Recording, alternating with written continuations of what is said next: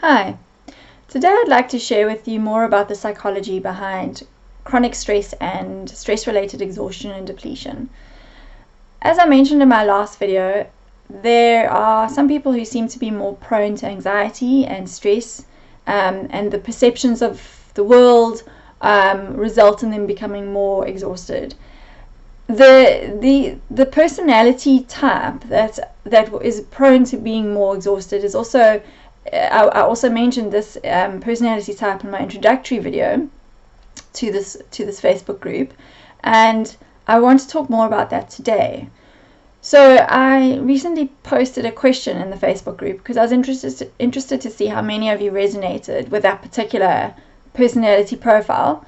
And obviously you won't meet every single one of the characteristics, but I'm pretty sure that you'll recognize quite a lot of them within yourself.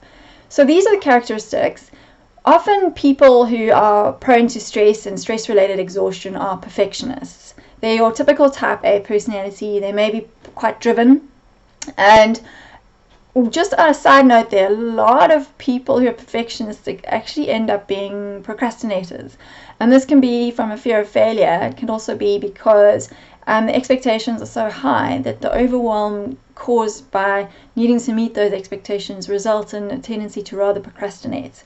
So perfectionism doesn't necessarily always translate itself into being driven. So you may find that you are needing to achieve or enjoy accomplishing things, ticking off that to-do list. You may find that you are very capable and responsible and like to plan and organize. You may even be very affirmed for this. You may be a person who doesn't like to upset other people, perhaps a people pleaser and maybe battles to put boundaries in place. Perhaps you are very sensitive to others and very empathic and aware of emotions. And this can lead to a tendency to fix for other people, to take on their stuff, to rescue and protect. These are the majority of the characteristics I've noticed in people.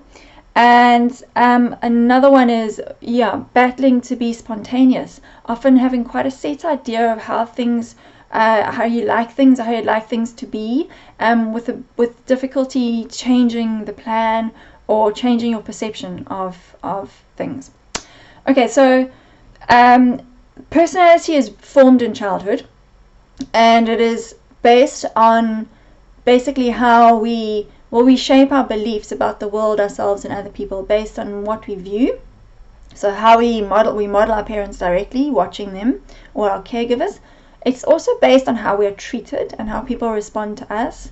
And then also not just what we directly see, but what we indirectly see. So children are hugely perceptive, and it would be about just noticing how caregivers respond to situations, and that helps to shape perceptions, and then we form our personality around our belief structures.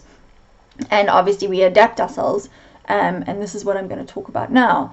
So to understand personality, you really need to understand upbringing and childhood. And what I've noticed for the majority of people that I see who battle with stress-related exhaustion is that there's often unpredictability in childhood. So this can be overt trauma, but it can also be lots of changes. It can also be unpredictability in parents' temperaments. It's not always the case, but what is almost always the case is a lack of emotional containment. And what I mean by this is that in a healthy environment, a child, when they feel emotion, would have a parent come and say, "Oh, I see you feeling angry. I see you feeling sad." So it's about labeling it and giving it a name so that it is understandable, and then helping the child to manage it. Just asking them what's happened, giving them some techniques to manage it, or just not even fixing it, because techniques is fixing, but just holding them. Because what ends up happening is the child then realizes, okay, so this thing I'm feeling, it's not big and scary and I don't know what it is. It's an emotion, and it's okay to feel emotion. Everyone feels emotions, and I can manage it. I'm going to be okay. So the messaging that is learned is that emotions are safe, and they're not always pleasant, but they're safe. They're not going to kill me, because if you just think about emotions, you actually feel them with a physical force in the body. They are energy. Now think about being little and feeling pain, feeling anxiety, feeling overwhelming confusion, and feeling all of that in your body and not knowing why it's there or what it is. It is very, very scary. So what happens is, sometimes this is due to overt and obvious trauma or obvious neglect. But for so many people, it is actually not that obvious, and this is why they're so confused. They'll come to me and they'll say, I don't understand. I had a really good upbringing. It was happy. My parents gave me everything I needed, and I have no doubt that they did. They were probably very loving and met all your physical needs. The thing is that they probably just did not know how to meet your emotional needs. And this is often because they are just repeating patterns that they experienced when they grew up. So previous generations just did not do emotion, for the most part. Obviously, I'm generalizing. And so emotions were often shut down or seen as weak. We've had a tendency to have a very masculine focused world, and it's becoming more balanced with more femininity now, but still emotions are the feminine domain, and they're not validated or acknowledged as easily. So very likely your parents may have grown up not knowing how to handle emotions. So what happens then is that when emotion is triggered in them, they feel the same things they felt as a child, scared and alone and confused by it, and they don't know how to manage it or handle it, so they shut down. And they'll shut down the source that is causing the emotion, which is, in many cases, their child. So sometimes a child will, so first off, it may just be that a child is responding to something in the environment and then feeling an emotion. The parent then, because we are so mirrored by our children as parents, for those of you who are parents, I'm sure you know that.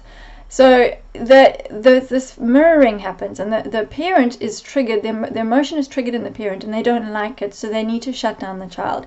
What happens then is the child's now feeling this anxiety around, or feeling this emotion, then the parent can't manage it, so the child then becomes even more anxious, and there can sometimes be this spiral of emotion that almost goes out of control. The parent becomes more and more overwhelmed and more angry and irritable, and the child then becomes more anxious, and it becomes quite a vicious cycle. So that's one way it may play out. Sometimes, so children, as I said, are very, very perceptive. So sometimes when an adult cannot own their own emotion, when they're stressed or angry, upset, they shut down, they cut off the emotion. The child is very conscious that mom and dad are not okay. So they then have a feeling within themselves that actually doesn't even relate to themselves. It relates to their mother and father or caregiver. And that's even harder for the caregiver, because they don't want to have that triggered back to them. They're trying not to feel it. So they shut the child down because of that. So this shutting down can happen in a number of ways. It can be in the sense of just saying, stop crying, or what's wrong with you, or it was just a silly thing that happened, or the other one is to distract, so in other words, to take them away from the pain and just do something else. But none of these actually acknowledge a child's emotion as being valid and real, and none of them support the child in their emotion and help them to manage it. So the messaging that happens then for the child is things along the lines of, these are belief systems that become very, very deep core belief systems, like I mentioned in the previous video, in video 4. I am not important. My needs are not important. There must be something wrong with me. Because if I'm feeling all these things and no one else seems to be able to deal with them, or they ignore them, then there must be something wrong with me. I am unlovable. And variations of these kind of beliefs.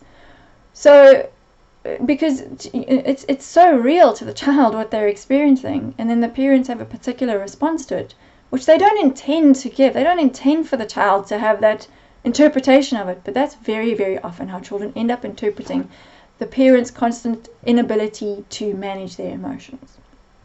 Okay, so parents, like I said, parents do not necessarily intend to do it. They're just repeating the patterns that they experienced when they were growing up. However it played out, it would have resulted in you as a child feeling extremely alone and very scared.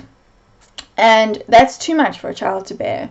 And if mom and dad can't fix it, or if the caregiver can't fix it, then it has to be resolved for yourself. So one of the things that happens is modeling the parent's tendency to shut down and disconnect. So there would have been a shutdown and a disconnect from the body. If you disconnect from the body, you don't have to feel the emotion coming up. And then you don't have to experience the fear that's related to feeling it and not being able to know what to do with it. So there's a total disconnect from the body and a shutting down, which results in an overall shutting down to your environment. You're not fully present. You're shutting down a part of yourself in order to feel safe. Also, dissociation or shutting down like that is a very, very common technique used by children to manage trauma and difficulty. Then they may have noticed that mom and dad are do the distraction thing, and so they may then also try and get busy and capable. So the child might start to distract themselves, which is also very natural for children to do. But it would have been done to an extreme. And so lots of disconnection and shutting down. And then the children are very egocentric. So they believe that the world revolves around them, and they also believe that they are then A, to blame for everything that happens, and B, which also is what makes you so susceptible as a child then to your parents' emotions that they're not managing. And B, if I'm to blame for it, then maybe I can fix it and control it, and then everything will be okay. So there's a tendency to try and control and manage everything in life, to do really well at everything. So there's obviously a double advantage to that, is that if I do really well and achieve, then I will be affirmed and acknowledged, and then I am lovable and I am good enough and there's nothing wrong with me. So it helps to counter those belief systems that have been put in place. So the child A, disconnects, and B, becomes very capable and in control. There'll be a tendency often to rescue and protect the parents, because if mom and dad are okay, then I will be okay. So the belief may be. And so there's a whole lot of capable, not being capable, as capable as a child can be. And I think this is also the damaging side to it, is that children can't be in control of much. And so it's almost a bit of a vicious cycle where there's, I need to be in control, I can't be in control, then it makes me feel anxious, but there's no one who can manage the anxious, so I need to be more in control. So there's a whole lot of what I call holding. It's a whole lot of holding it all together, keeping everything tightly in control, being on top of it all, managing it, trying to manage what mom and dad are feeling. So that's where the people pleasing comes in, is if I can keep them happy, then it will be okay. And all of these coping mechanisms become so deeply internalized that they become second nature, and the child grows up into an adult who believes that that's just the way they are, and that's how the world is. And the fact is, you don't actually need them anymore, because as an adult you're far more emotionally resilient, emotionally capable. You have access to resources that you never had as a child, but because it's so deeply second nature, it's not even a question. That's just how you carry on operating. The problem is it takes a huge amount of energy to keep operating in that way, and eventually the cracks start to show. And what I'm going to share in my next video is what is happening when the cracks start to show, and why we eventually crack. And also I'm going to share the benefits of that, because yes, there is a massive benefit of it, and that is why I've created this group, is to share with you the gift that can come out of all of this for you. Alright, so please take care of yourselves, and I will see you in the next video. Okay.